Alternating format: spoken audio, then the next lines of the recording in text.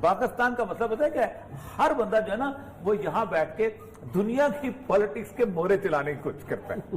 مطلب ہمارا وہ بس ٹرمپ یہ کر رہا ہے، میں کہتا ہوں ٹرمپ اگلی بات یہ کرے گا. آپ سمجھتے نہیں ہیں؟ میں ساری زندگی میں انٹرنیشنل پالیٹکس لکھتے ہوئے گزر گئی.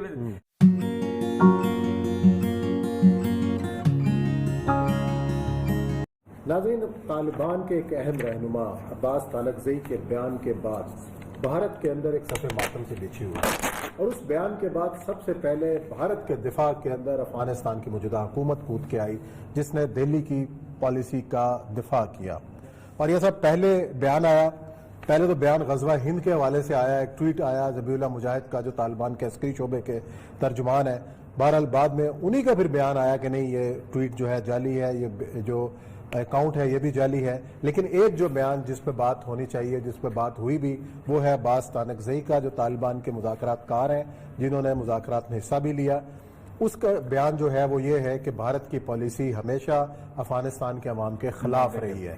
تو یہ جو بیان ہے، یہ آئندہ جبکہ ایک طرف امریکہ طالبان پر زور دے رہا ہے کہ بھارت کو بھی انگیج کرے، اور ایسے موقع پہ طالبان کی پالیسی بھارت کے حوالے سے اس بیان کے بعد تو بالکل واضح لائن آ گئی.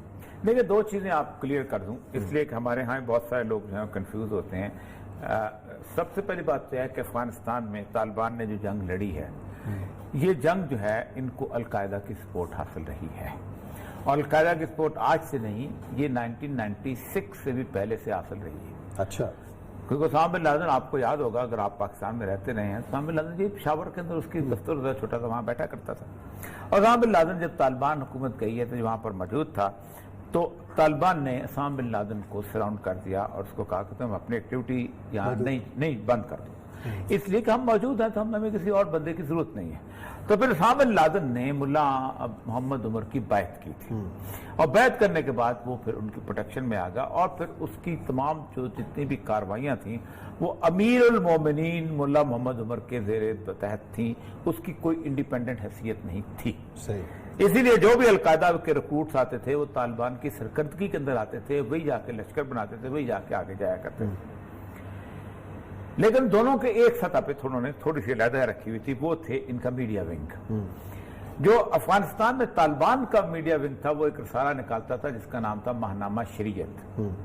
اور یہ ماہنامہ شریعت جو تھا یہ مستقل طور پہ لوگوں کو خبریں دیتا تھا افغانستان کے بارے میں، اور اس میں پاکستان کے کچھ لوگوں کے بھی آرٹیکل چلتے رہے ہیں، تو وہ پک کرتے تھے اخبارات سے بھی، دوسری چیزوں سے. دوسرا رسالہ تھا نوائے افغان جہاد. یہ رسالہ تھا القاعدہ کا، اور اس میں القاعدہ کے سربراہان کے بھی آرٹیکل چھپتے تھے، باقی چیز اس میں کچھ پاکستان کے خلاف بھی چھپتے تھے، پاکستان کے حق میں بھی چھپتے تھے، دونوں چیزیں چلتی رہتی تھی. یہ رسالہ جو تھا یہ گزشتہ مارچ کے تک آخری شمارہ اس کا نکلا، نوائے افغان جہاد. اور جس وقت طالبان کی امریکہ کے ساتھ مذاکرات ہوئے تو آخری شمارے میں انہوں نے کہا آئندہ سے ہم افغانستان کے جہاد میں حصہ نہیں لے رہے، کیونکہ افغانستان کا جہاد مکمل ہو گیا، امریکہ کا اگریمنٹ ہو گیا، اب طالبان جانے امریکہ جانے، اور طالبان اپنے حساب سے چلیں. ہم آئندہ سے ہمارے رسالے کا نام ہوگا نوائے غزوہ ہند. اچھا. اور اس کا پہلا شمارہ جو ہے اپریل کی 1 تاریخ کو شائع ہو گیا، اور اس کے اندر بہت سارے لوگوں کے مضامین بھی ہیں یہ وہ. اور انہوں نے کہا کہ ہم یہ رسالہ اب ہم آن لائن دیں گے، اور ہمارا جو ہیڈ کوارٹر ہے وہ اب بھارت شفٹ ہو گیا ہے. تو القاعدہ بنیادی طور آسام کے اندر کہا جاتا ہے. ملا محمد عاصم عمر جو ہیں وہ ان کے سربراہ ہیں، اور ملا عاصم عمر جو ہیں ان کی بہت ساری کتابیں جو ہیں پاکستان میں عام لوگوں کو مل جاتی ہیں. تیسری جنگ عظیم اور دجال، اور اس کے ساتھ اور برمودا ٹرائی اینگل پہ کافی ساری کتابیں ہیں جو ملا عاصم عمر نے 9/11 کے فوراً بعد لکھی تھیں، اور یہاں پاکستان میں بہت چھپی ہیں، اور چھپنے کے بعد تقسیم بھی ہوئی، پھر اس کے بعد افغانستان چلے گئے. تو وہ اس وقت وہاں پر بیٹھے ہوئے ہیں، اور اس کے ساتھ اور بہت سارے ان کے قائد ہیں جو کہ اس وقت انڈیا سے بیانات دیتے ہیں. تو ایک تو یہ کلیئر کر لیں کہ غزوہ ہند کا اس وقت نعرہ طالبان کی طرف سے نہیں. اور یہاں پر آپ کو یاد ہوگا سہیل شاہین صاحب نے کلیئر کیا تھا بڑے ہمارے پروگرام کے اندر کہ ہم نے ایک بات طے کی ہے کہ ہم اپنی سرزمین کو جو ہے یہ کسی دوسرے کے لیے استعمال نہیں ہونے دیں گے. ایک تو یہ ہوگا. اب یہ جو بیان آیا ہے، جس بیان کے اوپر ہمارے لوگ جو ہیں انہوں نے کچھ طالبان کو دانستہ طور پہ یا دانستہ طور پہ بدنام کرنے کی، اور انڈین لابی کے حساب سے ان کے اس معاہدے کے کے خلاف خبر لگانے کی کوشش کی ہے. یہ بیان تھا بیسیکلی زلمے خلیل زاد جب آیا ہے تو زلمے خلیل زاد پہ پریشر تھا اسرائیل کا. اس کے اوپر بڑے زبردست قسم کے آرٹیکلز میرے پاس اس وقت پڑے بھی ہوئے ہیں جو اسرائیل ٹائمز کے اندر بھی چھپے ہوئے ہیں اور اس کے ساتھ اور بھی بہت چھپے ہوئے ہیں کہ انڈیا کو بیسیکلی اتنا انہوں نے انویسٹمنٹ کی ہے تو انڈیا کو جا کے وہاں پر ان کو راستہ ملنا چاہیے. اور انہوں نے امریکن لابی کو پرسو کیا کہ آپ نے طالبان کو اکیلے نیگوشیٹ کر کے اور پاکستان کو ساتھ رکھ کے آپ نے بڑی غلطی کی. تو زلمے خلیل زاد چونکہ پرو انڈین آدمی تھا, زلمے خلیل زاد نے پہلے تو 2-3 مہینے جواب دیتے رہے کہ اگر پاکستان کو ساتھ نہ رکھتے اور انڈیا کو ملانے کی کوشش کرتے تو ہم طالبان کے ساتھ صلح نہیں کر سکتے تھے, کوئی نیگوشیشن ہی آگے نہیں جا سکتے تھے. تو اس کے اوپر یہ ہوا کہ جس وقت وہ طالبان کی ہو گئے تو پروسیس چل رہا تھا, تو اس دوران زلمے خلیل زاد جو ہے وہ پہلے قطر گیا, پھر وہاں آیا اور پھر اس نے آ کے اس کو انٹرویو دیا انڈیا کے رسالے کو, ٹھیک, دی ہندو کو. تو انڈیا کے رسالے کو اس نے کہا کہ انڈیا کو براہ راست کس سے مذاکرات کرنا چاہیے؟ طالبان سے. اس پہ مرچیں لگیں افغان حکومت کو بڑی سخت کہ ہم کیا ہیں اگر انڈیا نے براہ راست مذاکرات کرنے ہیں. تو پھر اس نے زلمے خلیل زاد نے ان کو کہا کہ نہیں یہ ہے جو ہے. اس کے اوپر انہوں نے پریشر ڈالنے کی کوشش کی کہ آپ کہتے ہو کہ مذاکرات کریں انڈیا سے تو ہم کیوں نہیں کرتے. اس کے اوپر ستانک زئی نے ایک انٹرنیشنل ویب سائٹ کو انٹرویو دیا ہے. صحیح. اور وہ انٹرویو بڑا واضح ہے اور بڑا کلیئر ہے. آج اس کے انٹرویو کی ایک چیز جو ہے میں آپ کے سامنے رکھتا ہوں کہ پاکستان میں کون تھے جو پرو انڈیا تھے اور پرو افغان تھے. اس نے کہا جی انڈیا جب سے افغانستان وجود میں آیا ہے اس وقت سے لے کے اور جب سے بھارت بحیثیت وطن موجود میں آیا ہے انہوں نے ہمیشہ افغانستان کے عوام کے مخالف پالیسیز بنائی ہے اور افغانستان کے اوپر جو کٹ پتلی حکمران تھے ان کے حکمرانوں کے ساتھ ہیں. اس نے کہا کہ شروع سے ایک سینٹیمنٹ تھی مسلمانوں کے حساب سے افغانستان کی پاکستان کے گورنمنٹ کے ساتھ, لیکن ظاہر شاہ کے ساتھ مل کے انہوں نے وہاں پر اسٹیبلش کیا اور پشتونستان کا ایشو اٹھایا اور سب کچھ کیا. اور اسی دوران وہ کہتے ہیں کہ داؤد کی جب گورنمنٹ آئی ہے وہاں پر تو ایک زبردست قسم کی موومنٹ شروع ہوئی تھی ذوالفقار علی بھٹو کے زمانے میں, اور میجر نصیر اللہ بابر جو تھا اس کا انچارج تھا, اور حکمت یار استاد گل بدین حکمت یار اور استاد برہان الدین ربانی جو تھے, یہ دونوں جو تھے یہ افغانستان سے ہجرت کر کے کابل میں آئے تھے اور انہوں نے وہاں پر پشاور میں کابل سے پشاور میں آئے تھے اور پشاور میں انہوں نے باقاعدہ اسٹیشن بنایا تھا تاکہ ہم آگے جائیں.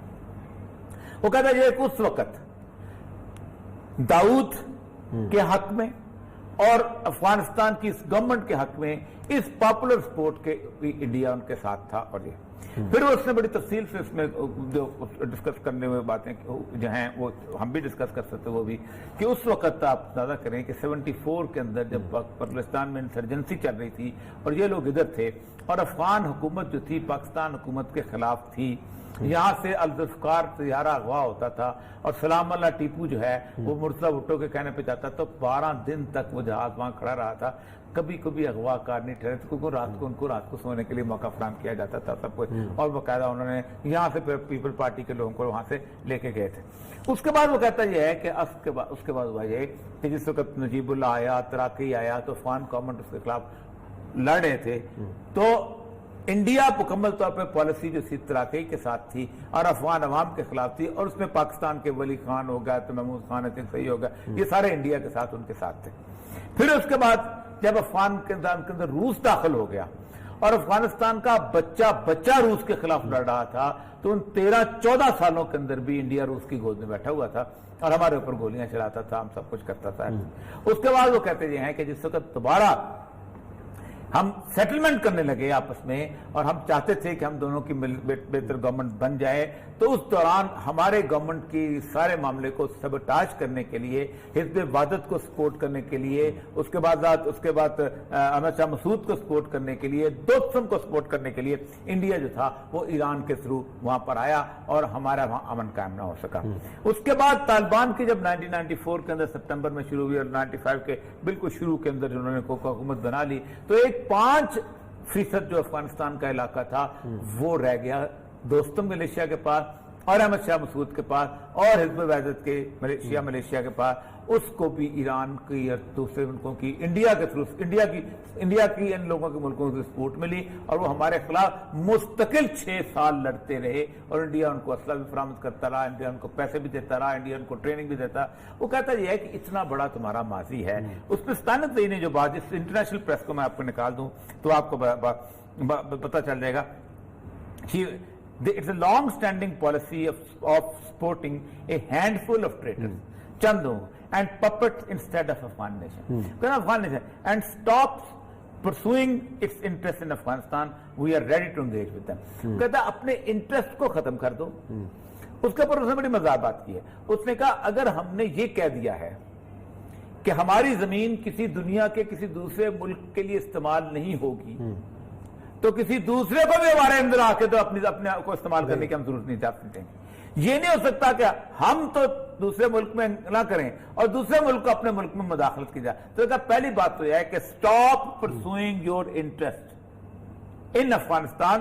وی are ready to engage with them. ہم ان سے گفتگو کرنے کو تیار ہیں، دنیا پوری میں گفتگو کرتے ہیں. He said it would never be allowed by Islamic Emirates not only to India but to all countries of the world. He reiterated that Islamic Emirates would never let anyone use Afghan soil for its own interest and pursue it inside Afghanistan. وہ کہتے یہ ہیں کہ آپ نے اڈے وہاں بنائے ہوئے ہیں، آپ افغانستان کے تھرو اپنا انٹرسٹ یہ کرنا چاہتے ہو کہ آپ بلوچستان میں انسرجنسی کراؤ، باقی یہ ہم نہیں کرنے دیں گے. ہم اپنے آپ لوگوں کو بھی روکیں گے اور ہر اس ایرے غیرے نتھو خیرے ملک کو بھی روکیں گے کہ جو اس کا کر. تو یہ ہے بیسیکلی ایشو. یار لوگوں نے یوٹیوب چینل کے اوپر ملین ہٹس لینے کے لیے افغان جہاز کا اعلان کر دیا اور انڈیا یہ کرے گا. اس کی ایک میری جو بات ہوئی وہ کہتے ہیں کون پاگل کے بچے بیٹھے ہوئے ہیں یہاں کہ سب سے پہلا اعتراض یہ ہوگا کہ طالبان اپنے عہد کا پاس نہیں کرتے، طالبان اپنے معاہدے کا پاس نہیں کرتے، طالبان نے جہاز کا اعلان کر دیا. اور تو خود کرو نا. جتنے یوٹیوب پہ بیٹھے ہوئے تھے نا، جتنے تبصرہ نگارتے، ان کے بم باندھ کے ان کو چنڈا کے مار پہ بھیجنا چاہیے کہ انڈیا کے ٹینک کے سامنے لیٹ جاؤ. خود تو جہاز نہیں کرنا، تم آ جاؤ. کیوں وہ کیوں آ جائیں؟ تم کس لیے ہو؟ کیا جہاز کے آتے صرف طالبان کے لیے اتری ہیں؟ پاکستان میں کسی صحافی کے لیے نہیں اتری. 1 ملین ہٹس میں آ کے 2-2.5 لاکھ روپے جو یوٹیوب سے کمائیاں کرتے ہو اور باتیں کرتے ہو تم لوگ. اتنا مجھے تکلیف ہوئی ہے اس بات کو سن کے. اور وہ جہاں تکلیف وہاں پر بھی ہے. یعنی وہ ہٹلر کی اس کی جوش میں بازی کی ایک نظم بڑی مزدار تھی کہ پتہ نہیں اپنا برطانیہ کے جہازوں اگر تم جرمنی جانا، ہٹلر پر میری طرف سے 2 بم گرانا. اچھا، اور یہ سب بات اب بھارت کی ہو رہی ہے. بھارت کے پاس آپشنز اچھا آپ دیکھیں انڈیا نے تازہ واقعہ اگلی کیا اس سے انڈیا آؤٹ ہو گیا تھا. انڈیا دیکھیں اس کے بعد ہوا یہ ہے کہ وہ افغان گورنمنٹ جو کل تک اس بات پہ ناراض تھی کہ انڈیا جو ہے یہ انہوں نے اب اس پہ بیان دیا. یہ ان کا اسٹیٹمنٹ ہے. یہ خود ہی بات بتاتا. The Afghan government have come in full support of New Delhi after Taliban's political chief Sher Mustaq said that India has been supporting traitors. Spokesman of Afghan Foreign Ministry Gran کہتے ہیں بڑے آدمی کو, Hayward said India is one of the biggest donor countries and has helped Afghanistan in development. اس نے کہا جی we expect India and other neighbor countries play a significant role. وہ کہتا ہے جی آؤ جی جہاں مرضی آئے پیسے دیجیے. تو اس وقت اب دو فریق ہو گئے اس پورے علاقے کے اندر, صحیح, بھارت اور افغان گورنمنٹ, اب پاکستان اور طالبان, اور چائنا بھی ساتھ پاکستان کے ساتھ ہے. تو اس کا مطلب یہ ہے کہ ایک ریزلٹنٹلی بات ہوگی اگر کانفلکٹ ہوتا ہے تو افغانستان کی سرزمین انڈیا کو استعمال کرنے کے لیے موقع نہیں ملے گا. بالکل. تو میں صرف یہ کہتا ہوں کہ یار پاکستان کے ساتھ تو تم جو مرضی کرتے ہو کرو, جس کے مرضی میں جو خبریں چھاپو اور پھر سپریم کورٹ میں جا کے معافیا بھی مانگ لو, اور پھر سپریم کورٹ میں جا کے شکلیں بھی نہ دکھاؤ, پھر ادھر یہ بھی کرو وہ بھی کرو, ہر جانے کا کیس چلتا رہے. یار جو لوگ اتنی تگودو سے جنہوں نے خون دے کے فتح حاصل کی ہے, ان کی فتح میں تم کیڑے مت ڈالو. ان کو تو اپنا ملک اپنے حساب سے چلانے دو. پاکستان کا مسئلہ پتہ ہے کیا ہے, ہر بندہ جو ہے نا وہ یہاں بیٹھ کے دنیا کی پالیٹکس کے مورے چلانے کی کوشش کرتا ہے. مطلب ہمارا وہ بس ٹرمپ یہ کر رہا, میں کہتا ہوں ٹرمپ اگلی بات یہ کرے گا. آپ سمجھتے نہیں ہیں, میں ساری زندگی میں انٹرنیشنل پالیٹکس لکھتے ہوئے گزر گئی. تو یہ ہمارا رویہ جو ہے دس ہیز ایکچولی پروو. اور جو میری بات ہوئی ہے وہ کہتے ہیں یار اوڑے صاحب کیا کرتے ہیں یہ لوگ, ہم تو اتنی محبت سے پیش آتے ہیں سب لوگ, اسی لیے آپ سوچیں کہ وہ کسی کی اس میں آتے نہیں ہیں. براہ راست نہیں آتے، اس لیے آتے نہیں ہے کہ کل کو فار ایگزامپل کوئی ایسا سوال پوچھ لیں اس کو ڈپلومیٹک لیول پہ جواب ہی نہ دینا پڑے تو کیا کریں گے وہ لوگ؟ تو ظاہر بات ہے، لیکن ایک بات طے ہے، پہلے تو انہوں نے اپنی پہلے سیدھی کرانی ہے، اس کے بعد حکومت قائم، پہلے حکومت کا اگلے کے مراحل، اگلا پہلے کیا کہتے ہیں وہ بسیا نہیں تو کی لٹیرے چکے پہلے